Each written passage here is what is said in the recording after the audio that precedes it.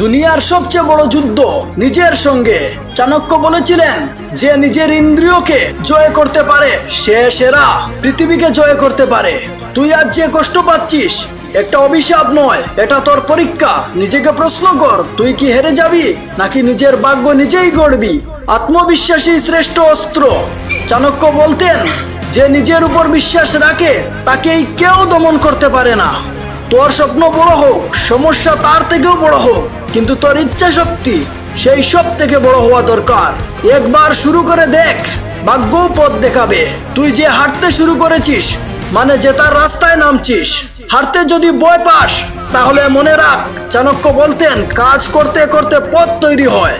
তাই দাঁড়িয়ে থাকিস না, এগিয়ে যা, পিছনে নয় শুধুই সামনে।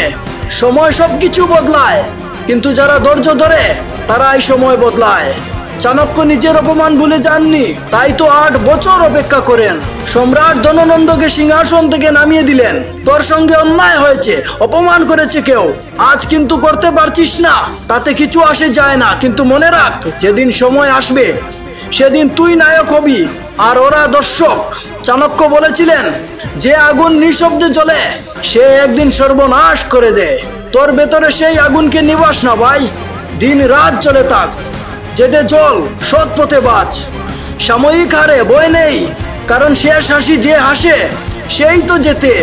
তোর কষ্ট, তোর অপমান সবকিছু লিখে রাখ, কারণ সেই দিন আসবেই যেদিন তুই নিজেই নিজের উত্তর হয়ে উঠবি।